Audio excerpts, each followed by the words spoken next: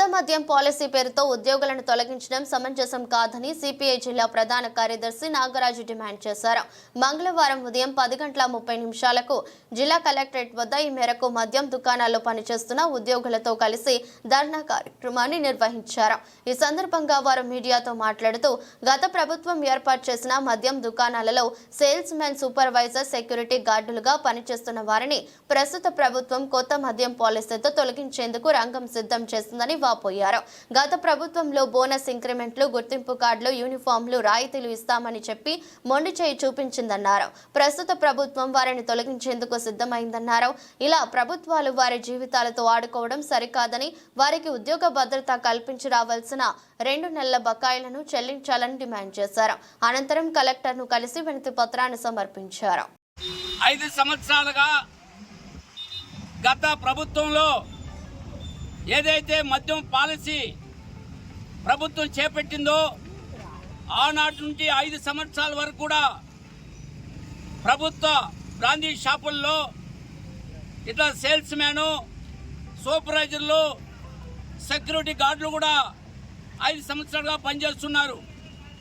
వాళ్ళకి గత ప్రభుత్వంలో బోనస్లు ఇస్తాం, ఇంక్రిమెంట్లు ఇస్తాం, మీకు రాయితీలు ఇస్తాం, గుర్తింపు కార్డులు ఇస్తాం, యూనిఫామ్ ఇస్తామని చెప్పినటువంటి ప్రభుత్వం ఏమి ఇవ్వకపోగా ఈరోజు 2 నెలల జీతాలు కూడా పెండింగ్ ఉన్నాయి. వీళ్ళకి 2 నెలల జీతాలు, అక్కడక్కడ అధికారులకి లక్షలు వేళ్ళు జీతాలు వస్తాయి. వీళ్ళకి వచ్చే 17.5 జీతాల్లో వాళ్ళ పిల్లలు చదివించుకోవాలా, వాళ్ళు బాడుగలు కట్టుకోవాలా, అదేవిధంగా వాళ్ళకి ఏదైనా జబ్బు వస్తే వైద్యాన్ని చూపించాల్సిన పరిస్థితి ఈరోజు పరిస్థితి ఉంది.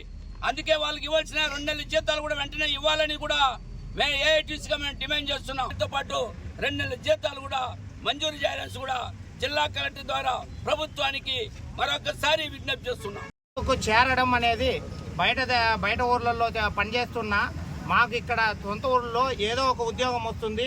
మా ఇంటి పట్టున ఉండి ఇంట్లో వయసైన తల్లిదండ్రులు ఉంటారు, వాళ్ళందరినీ చూసుకొని మమ్మల్ని మేము కాపాడుకోవాలని మేము చదువుకున్నా మా చదువుల్ని పక్కన పెట్టి ఈ వైన్ షాప్ ఉద్యోగాల్లో చేరి మేము పని చేస్తామనుకొని ఇక్కడికి వచ్చినాం. అదే కాకుండా ప్రపంచం మొత్తం కరోనాకి భయపడి ఇంట్లో కూర్చుంటే రాష్ట్ర ప్రభుత్వం ఆర్థిక స్థితిని మనసులో పెట్టుకొని మమ్మల్ని ఉద్యోగాలకు రమ్మంటే ఏ విధ బాధ, భయము లేకుండా మేము వచ్చి రాష్ట్రానికి మా వంతు సహాయ సహకారాలు అందించినాం. ఈరోజు అన్ని సేవలు మేము చేసినాం, మా కష్టాలు మేము పడతా ఉన్నా. ఈరోజు గవర్నమెంట్ వచ్చింది, మేము కొత్త మద్యం పాలసీ పెడతామనేది ప్రతి ఒక్కరిని ఉద్యోగం నుంచి తీసేస్తామంటే 15,000 మంది ఉద్యోగాలు మాత్రమే కాదు, 15,000 మంది వెనకాల 15,000 కుటుంబాలు ఉంది. వాళ్ళ కడుపును కొడతారు కదా, అందరూ 30 ఏళ్ళు దాటిన వాళ్ళే. అట్లా మేము ప్రైవేట్ ఉద్యోగానికి పనికిరాము, మళ్ళీ గవర్నమెంట్ ఉద్యోగానికి పనికిరాము. మేము ఎక్కడ పోవాలి, ఏడ పని చేయాలి? గవర్నమెంట్ కొత్త మద్యం పాలసీ మాకు నష్టాలు వచ్చింది, ఇది చేసింది, అది చేసింది. మీరు మంచి మద్యం ఇవ్వండి. పోయినసారి వాళ్ళు ఇచ్చిన మద్యాన్ని అమ్మి పెట్టినాము. ఈరోజు మంచి బ్రాండ్లు మీరు ప్రొవైడ్ చేయండి. మీరు ఇచ్చిన దాన్ని మేము అమ్మి పెడతాము, గవర్నమెంట్కి లాభం చూపిస్తాము. మీరు ఎలాంటి ప్రయోగం చేయకుండా వచ్చినాం తీసేస్తాం, తోదేస్తామంటే అదట. బాబు వస్తే జాబ్ వస్తుందన్నారు, బాబు వస్తే జాబ్ పోయేస్తాం. ఈ విషయాన్ని మీరు కొంచెం మనసులో పెట్టుకొని 15,000 కుటుంబాలు కడుపు కొట్టడం ఎందుకని ఆలోచించి మద్యం పాలసీలో కొంచెం ముందుకు తీసుకొని పోయి మా ఉద్యోగాల్ని మాకు పెట్టి మమ్మల్ని ఆదుకుంటారని ఇక్కడ కోరుకుంటున్నాం. ఆ విషయం పైనే కలెక్టర్ గారికి అర్జీ ఇవ్వడానికి వచ్చినాం. మీరు కూడా పాత్రికేయులు కూడా ప్రతిసారి కాన్ఫరెన్స్కి పోతారు, వాళ్ళు చెప్పేది వింటారు. ఈ ఉద్యోగుల గురించి మీరు కూడా కొన్ని ప్రశ్నలు వేస్తే మాకు చాలా సంతోషంగా ఉంటుంది. వాళ్ళు ఏం చెప్తా ఉన్నారో వింటున్నారు. మా పట్ల కూడా కొంచెం సంవత్సరానికి ఒకసారి మీకు బోనస్ అందిస్తామన్నారు. ఆ సంవత్సరానికి ఒకసారి బోనస్ అందిలేదు. అదే పనిగా అరియర్స్ బకాయిలు చెల్లిస్తామన్నారు. ఆ అరియర్స్ బకాయిలు చెల్లించలేదు.